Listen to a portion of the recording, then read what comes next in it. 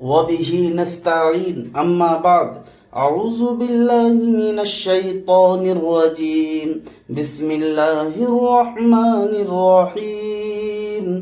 من عمل صالحا من ذكر أو أنثى وهو مؤمن فلنحيينه حياة طيبة ولنجزينهم أجرهم بأحسن ما كانوا يعملون. صدق الله العظيم. محترم حضرات، جو آیت شریفہ آپ کے سامنے پڑھنے کی سعادت حاصل کی گئی ہے، اس کا ترجمہ یہ ہے: جو شخص کوئی نیک کام کرے، مرد ہو یا عورت، بشرطے کہ وہ مومن بھی ہو، تو ہم اسے یقیناً نہایت بہتر زندگی عطا فرمائیں گے اور ان کے نیک اعمال کا بہتر بدلہ بھی انہیں ضرور دیں گے۔ ابو صالح نے باحی والا حضرت عبداللہ بن عباس رضی اللہ تعالی عنہ نقل کیا ہے، ایک زمین کے بارے میں دو آدمیوں کا جھگڑا تھا۔ زمین والے کا نام عبدان یا ربیہ بن عبدان ہے، دوسرے صاحب امرؤ القیس ہے۔ مدعی عبدان کے پاس گواہ نہ تھے، اس لیے مدعا علیہ امرؤ القیس سے قسم مطلوب تھی۔ انہوں نے قسم کھانے کا ارادہ کیا کہ وہ میری ہے، مگر رسول اللہ صلی اللہ علیہ وسلم نے ان کو قسم کھانے سے روک دیا۔ بعدہ امرؤ القیس نے ان کا حق کا اقرار کر لیا۔ میرے محترم بزرگوں، دوستو، مشاہدہ اور تجربہ بتاتا ہے گناہگاروں کی بنسبت نیکوکاروں کی صحت و تندرستی ہزارہ درجہ بہتر ہوتی ہے۔ ہوس پرستوں، خواہش نفس کے اسیروں کو جن موذی خطرناک پیچیدہ امراض سے جوجھنا پڑتا ہے، عزت مآب شخصیات کی ان سے حفاظت کی جاتی ہے جس مصنوعی عزت کو پانے کے لیے ووٹروں کی خوشامد در در کی ٹھوکریں کھانی پڑتی ہے، اس سے بدرجہ بہتر واقعی اور حقیقی عزت نیک لوگوں کو گھر بیٹھے نصیب ہوتی ہے۔ نہ صرف یہ کہ زمین پر بلکہ آسمانوں میں ان کی مقبولیت و محبوبیت رکھ دی جاتی ہے، باقاعدہ اس کا اعلان کرایا جاتا ہے: جس رزق مقسوم کی خاطر راحت و آرام کو چھوڑ کر لوگ رات دن ایک کیے ہوئے ہیں، وہ رزق نیک لوگوں کی یہاں بلا مشقت اور طلب کیے بغیر پہنچ رہا ہے، بلکہ اوروں سے زیادہ ہی پہنچ رہا ہے۔ تو نیک عمل سے آخرت بنتی ہے اور دنیا بھی۔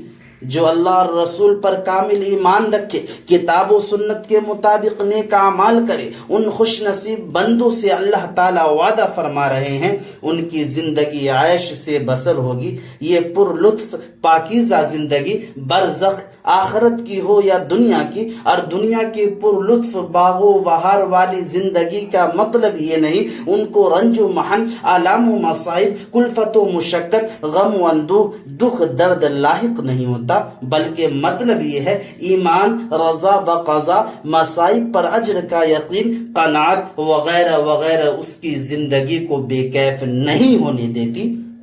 پریشانیاں تو آتی ہے مگر پریشان نہیں ہوتا، بلکہ اس کے بجائے ایمان کی حلاوت، عبادت کا لطف، طاعت کا مزہ، ذکر اللہ کی لذت، غنائے قلب، رزق حلال، کشادگی، تندرستی، فراخ دستی، ظاہر و باطنی ہر طرح کی نعمت سے سرفراز کیا جاتا ہے۔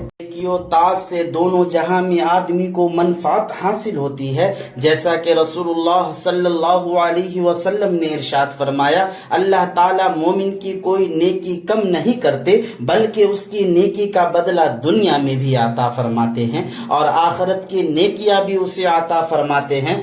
ہاں، کافر اپنی نیکیاں دنیا ہی میں کھا لیتا ہے، آخرت کے لیے اس کے ہاتھ میں کوئی نیکی باقی نہیں رہتی جس کا بدلہ اسے دیا جائے۔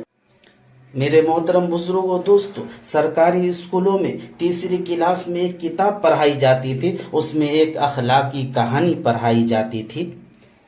کہانی کا نام تھا اینڈروکلیز اور شیر۔ اینڈروکلیز ایک رومی آدمی کا غلام تھا جو بہت ظالم تھا۔ اینڈروکلیز جب اپنے آقا کے ساتھ افریقہ میں تھا، وہ ایک روز بھاگ گیا۔ بھاگتے بھاگتے تھک جانے کی وجہ سے جنگل میں وہ ایک شیر کے غار کے دہانے پر گر گیا جہاں شیر موجود تھا، اور کانٹا لگنے کی وجہ سے شیر کا پاؤں زخمی تھا، اس سے خون بہہ رہا تھا۔ زندگی سے مایوس اینڈروکلیز نے بے خطر ہو کر اس کا پاؤں اپنے ہاتھ میں لے لیا، اس میں سے کانٹا نکال دیا، شیر اچھا ہو گیا۔ اینڈروکلیس کے اس احسان اور نیکی کی وجہ سے خوخار شیر اینڈروکلیس سے محبت کرنے لگا۔ اس دن سے اینڈروکلیس اور شیر دوست ہو گئے، جنگل میں خوش۔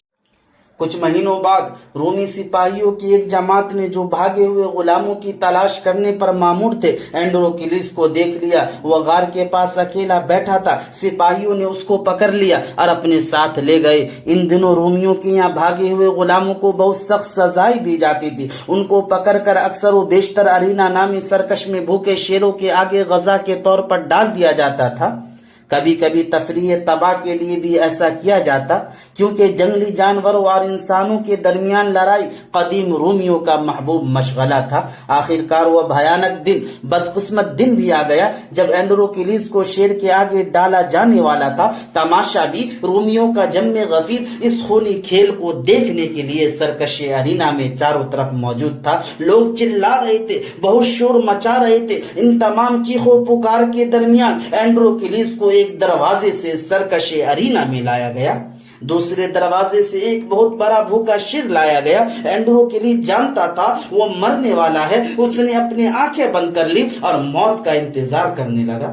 تمام مجمع پر سناٹا چھا گیا، نہ کوئی ہنس رہا تھا، نہ کوئی بول رہا تھا۔ شیر دھاڑتا ہوا اینڈروکلیس کے قریب آیا، مگر چیر پھاڑ ٹکڑے ٹکڑے کر دینے کے بجائے اس کے پاؤں کو اپنی زبان سے چاٹنے لگا۔ وہ اینڈروکلیس کے چاروں طرف ایک بہت بڑے وفادار کتے کی طرح چکر لگا رہا تھا۔ شیر نے اینڈروکلیس پہچان لیا تھا۔ یہ شیر اینڈروکلیس کا دوست تھا، جو اپنے دوست اینڈروکلیس کو دوبارہ پا کر بہت خوش تھا۔ اینڈروکلیس کی گرفتاری کے بعد بدقسمتی سے یہ شیر بھی شکاریوں کے ہتھے چڑھ گیا اور سرکس والوں کو فروخت کر دیا گیا تھا۔ یہ منظر دیکھ کر لوگ بہت متعجب ہوئے۔ انہوں نے سمجھا کہ اینڈروکلیس کوئی جادوگر ہے۔ انہوں نے مانگ کی کہ اینڈروکلیس کو آزاد کر دیا جائے۔ اینڈروکلیس کو بادشاہ کے سامنے لایا گیا۔ اینڈروکلیس نے سارا ماجرا بادشاہ کو سنایا۔ بادشاہ نے اس کو آزاد کر دیا اور کہا وہ جو چاہے انعام مانگ سکتا ہے۔ وہ بادشاہ کے سامنے تعظیم بجا لایا اور درخواست کی کہ شیر کو آزاد کر دیا جائے۔